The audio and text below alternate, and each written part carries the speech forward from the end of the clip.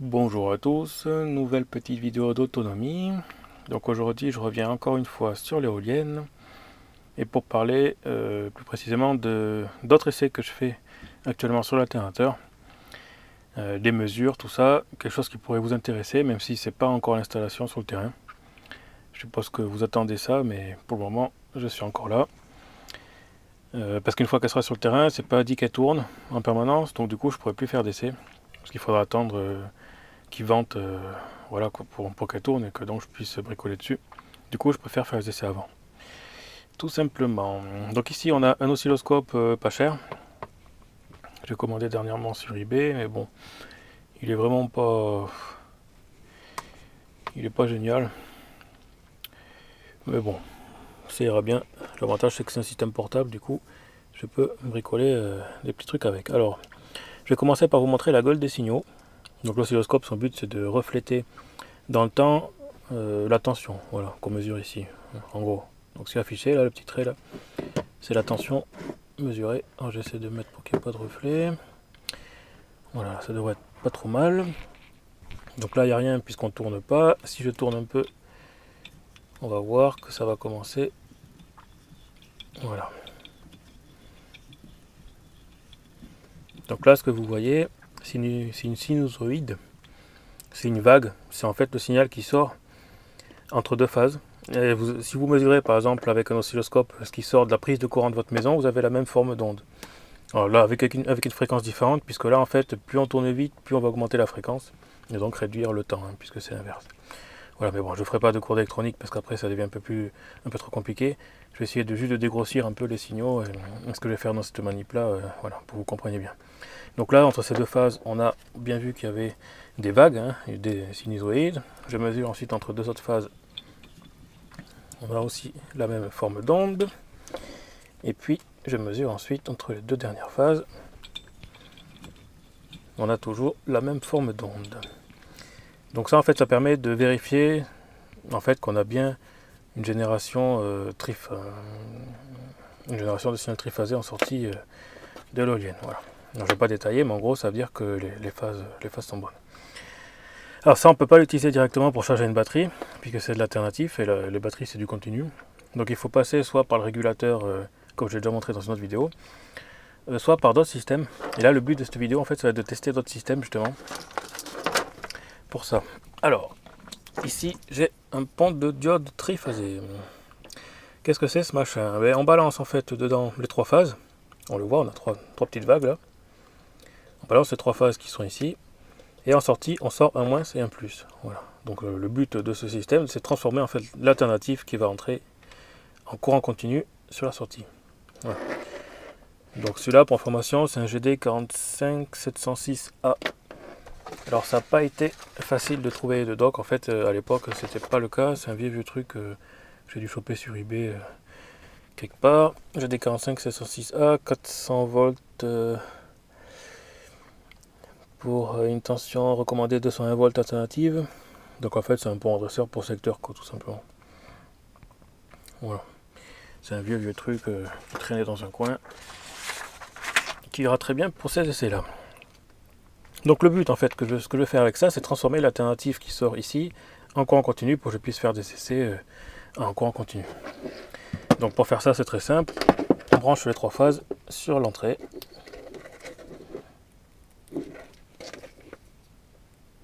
Voilà. C'est hyper simple, hein, c'est tout con. Il n'y a pas d'ordre. Les phases, c'est-à-dire vous pouvez inverser ces deux-là, inverser ces deux-là ou ces deux-là, ça change absolument rien puisqu'en sortie il y aura toujours la même forme d'onde qui est censée être du courant continu, à condition d'être lissé. Bon là c'est pas lissé, du coup vous allez voir les vagues. Donc voilà, c'est ce que je vais vous montrer en fait. Donc là je passe par des connecteurs XT60. C'est des connecteurs en principe utilisés dans le modélisme, pour les batteries LiPo principalement, mais bon pas seulement, hein, sur les EEC, tout ça. Vu que j'ai fait pas mal de bricolage sur le modélisme aussi à un moment, j'ai trouvé ces connecteurs super sympas et pratiques, puisqu'il y a à la fois un double détrompage en fait. Voilà, bon, le but c'est pas de faire des courses sur ce connecteur, mais c'est juste voilà, pour vous montrer en fait, il y a un détrompage ici par rapport à la forme externe du connecteur, qui n'est pas parfaitement rectangulaire, et en plus de ça il y a un détrompeur, hein. Ici on peut voir qu'il y a une fente, et la même chose en face là, pour en fait faire en sorte qu'on puisse jamais se tromper dans le branchement, qu'on puisse jamais pas inverser les fils. Donc j'aime bien ces connecteurs, hein, ils passent 60 ampères donc un maximum. Et puis sur un site j'ai vu 500 volts en tenue en tension, mais bon, je suis pas sûr. Mais bon, voilà pour ces faibles tensions là, hein, ça va aller très bien.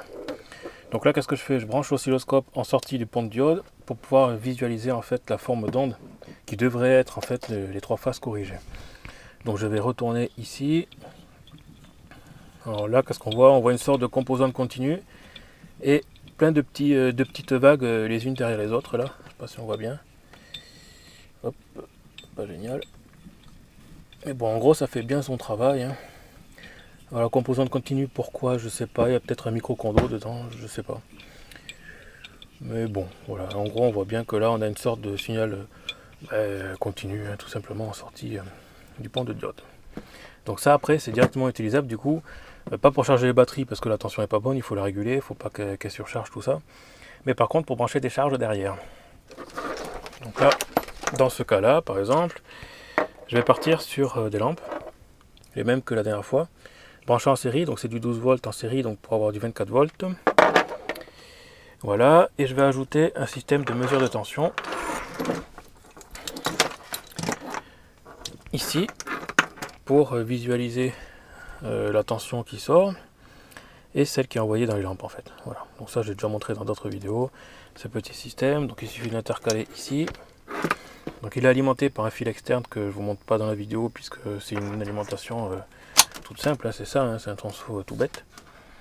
Voilà, qui fournit de 12 volts au système de mesure pour l'alimenter, quoi. Nous revoici après avoir branché donc le multimètre à alimentation externe. Et ça c'est important en fait parce que j'ai certains modules qui sont auto-alimentés, c'est-à-dire qu'ils récupèrent leur tension d'alimentation par l'entrée. Le problème c'est que si la tension d'alimentation est trop faible, on verra rien du tout. Donc l'avantage du système d'alimentation externe là, c'est qu'il puisse mesurer même s'il n'y a rien du tout, hein. Voilà, c'est l'avantage. Donc là on a le pont de diode, la mesure, tension, courant en puissance, les LED. Donc si je fais tourner, la tension monte, plus je tourne vite, plus la tension monte. Et là je suis à peu près à 20 volts, voilà. Alors, il faut quand même que je tourne assez vite pour avoir cette tension là. Et donc si je balance une impulsion là-dessus, hein, si je lance le disque avec un peu d'inertie, on voit qu'il fait quand même au moins 2 tours. Donc il fait au moins 2 tours de roue libre. Voilà, si je vous montre ça en fait c'est par rapport au courant, puisqu'en fait plus on va tirer de courant sur l'alternateur et plus ça va demander de couple pour le faire tourner. La tension étant définie en principe par la vitesse de rotation qui définit aussi la fréquence. Mais bon, dans ce cas-là, vu qu'on est encore en continu par le pont de diode, la fréquence on s'en fout un peu, quoi. Voilà, donc là en fait c'est difficilement utilisable parce qu'on peut voir qu'il faut déjà tourner rapidement. Donc il faut qu'il y ait beaucoup de vent pour monter en tension, pour monter jusqu'à 20 volts. En sachant qu'on a des batteries 24 volts, ce ne sera pas suffisant. Voilà. Donc pour pallier un petit peu à ce problème, je vais ajouter des condensateurs. Enfin un condensateur en fait. Qui est là, voilà. 7800 micros, 150 volts. On va mettre ça en sortie du pont de diode. Donc le condensateur en fait c'est une sorte de réservoir d'énergie, un peu comme une batterie, mais c'est ponctuel. C'est-à-dire qu'en fait il ne va pas emmagasiner autant d'énergie qu'une batterie. Il va emmagasiner très peu d'énergie en fait, mais l'avantage c'est qu'on peut le décharger à fond. C'est-à-dire on peut le mettre en court-circuit, ça va vider entièrement et ensuite on pourra le recharger plus tard. Il n'y a pas en fait d'effet mémoire sur les condensateurs, il n'y a pas de problème, on peut le décharger à fond, le charger à fond, il s'en fout, il va pas cramer, il va pas, voilà. Donc je recommence la même chose. Donc là par contre on voit que j'ai besoin de forcer un peu plus. Enfin, bon, je peux pas vous le montrer puisque c'est dans la vidéo, puisque là c'est une histoire de couple et je peux pas vous montrer comme ça le système. Voilà, on peut voir qu'en fait la tension est plus stable, les lampes elles arrêtent de clignoter. Le fait d'avoir mis ce condensateur en fait ça permet de lisser la tension et donc d'avoir quelque chose de plus propre en sortie. Et on voit que les lampes n'oscillent plus comme tout à l'heure. Et là question couple. Ouais, c'est à peu près pareil, quoi. on fait à peu près 2 tours. Voilà. Mais par contre, ça demande de tourner quand même assez vite pour produire une vingtaine de volts. Voilà. Alors, ça c'est très bien, mais pour ça il faut qu'il y ait suffisamment de vent et que du coup l'éolienne tourne vite, quoi. Moi ce que je voudrais, c'est qu'elle puisse fournir du courant en tournant assez lentement. Donc pour ça, j'ai acheté il y a pas mal de temps des petits convertisseurs Step Up.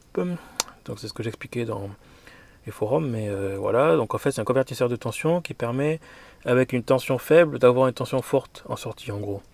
Donc, par exemple, vous envoyez 3 volts en entrée, il va sortir 12 volts ou plus en fonction de comment c'est réglé, en fait. Voilà. Donc j'ai 2 petits convertisseurs comme ça que j'ai réglé à 24 volts en sortie. C'est-à-dire qu'en fait en entrée ils prennent ce qu'ils peuvent et ils essayent toujours d'avoir 24 volts en sortie. Donc je vais vous montrer ça par le petit multimètre qui est là. Donc là je vais l'intercaler ça en entrée ici. Donc je vais partir de celui-ci. Donc voilà, les deux sont réglés à 24 volts, c'est-à-dire dedans on va envoyer la tension de l'éolienne qui est ce qui est, fait de l'alternateur. Et en sortie, ça va être la tension va être élevée pour alimenter justement le condensateur ici, charger le condensateur, et ici on verra en fait la tension qui est affichée. Voilà. Bon, bien sûr, c'est pas un composant magique, il élève la tension, mais si par exemple on passe de 3 à 12, ça fait un rapport de 4, donc il faudra 4 fois plus de courant en entrée pour alimenter la sortie, puisqu'on élève la tension, mais en contrepartie il faut plus de courant pour booster. Voilà, c'est pas un composant magique qui fait de l'énergie libre, c'est pas ça, quoi. Donc maintenant, qu'est-ce qui se passe? On a l'éolienne, l'alternateur qui est branché sur le pont de diode, donc il convertit le triphasé en courant continu. Ça passe dans le convertisseur élévateur qui est censé élever la tension jusqu'à 24 volts. Ça va dans le condensateur pour lisser un peu tout ça. Et puis ça affiché ici sur l'afficheur là, et puis ça va sur les LED comme tout à l'heure. Donc là maintenant, si je tourne, on peut voir que je peux tourner plus lentement. Et on a à peu près la même tension que tout à l'heure, en tournant plus lentement. Par contre, ça consomme plus de courant, je le sens en fait en tournant, que ça me demande plus de force pour tourner l'axe. Voilà. Donc pour vous montrer ça, en fait c'est simple, je vais faire comme tout à l'heure avec le volant d'inertie. Voilà, là vous voyez qu'en fait, avec l'inertie, il n'y a qu'un seul tour qui est fait, alors que tout à l'heure il y avait 2 tours qui étaient faits. Par l'axe. Ça veut dire qu'en fait, ça consomme, ce montage là, la petite modification fait que ça consomme plus de courant sur l'alternateur. Par contre, l'avantage, c'est qu'en tournant plus lentement, on a la même tension que tout à l'heure.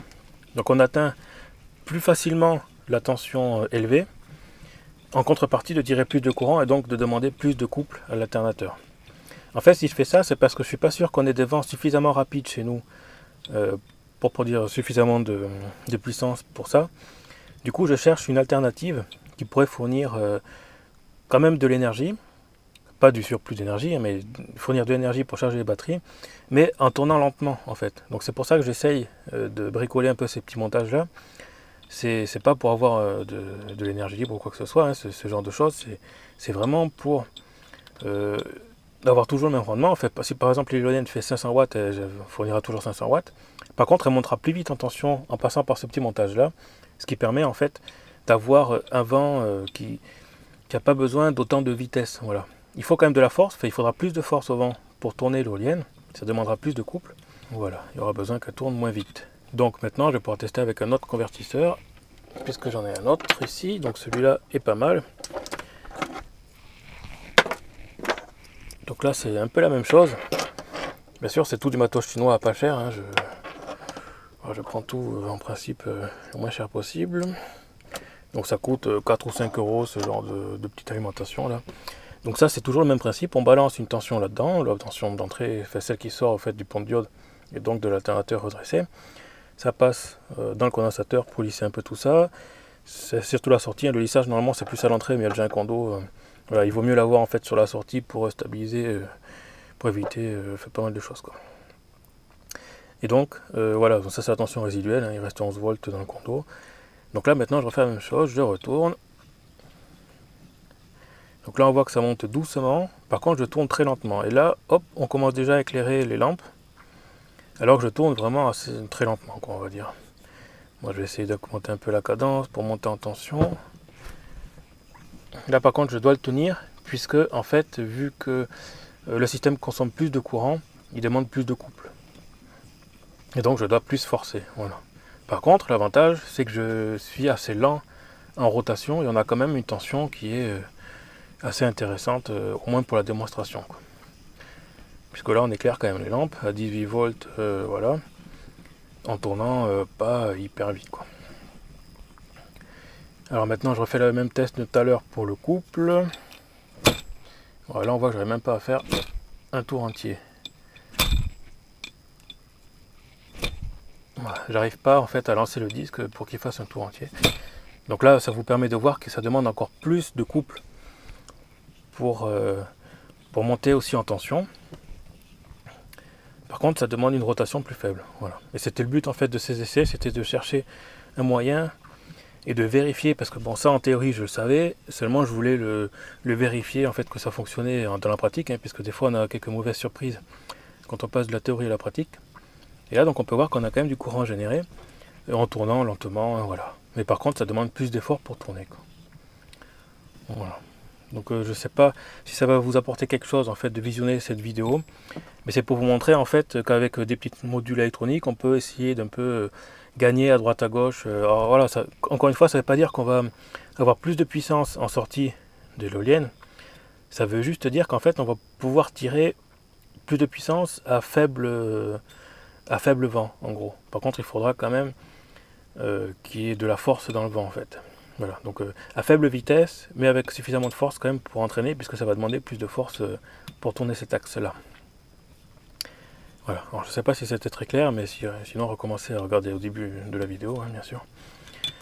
Voilà, donc c'est, encore une fois, hein, c'est vraiment pour pouvoir essayer d'utiliser au mieux cette éolienne, parce qu'en fonction de l'emplacement où on va la mettre chez nous, bah, c'est pas sûr qu'il y ait en permanence du vent et suffisamment de vent pour tourner assez vite, tout ça.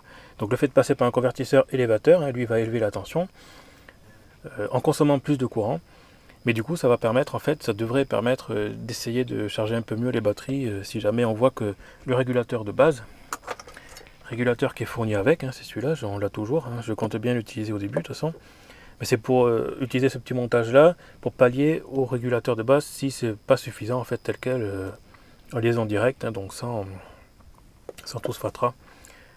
Voilà. Toujours dans le but d'essayer d'utiliser cette éolienne au mieux, puisque en fonction de... Donc voilà, chez nous il y aura un certain type de vent, chez vous il y aura autre chose. Après voilà, il faudra adapter, mais le fait de faire ces essais sur table, en fait ça me permet de générer en fait un vent manuellement, hein. C'est comme si en fait je simulais un vent, et essayer de trouver les meilleurs modules derrière pour que ça puisse fonctionner chez nous pour charger les batteries, quoi. Voilà. Voilà pour cette petite vidéo. À plus.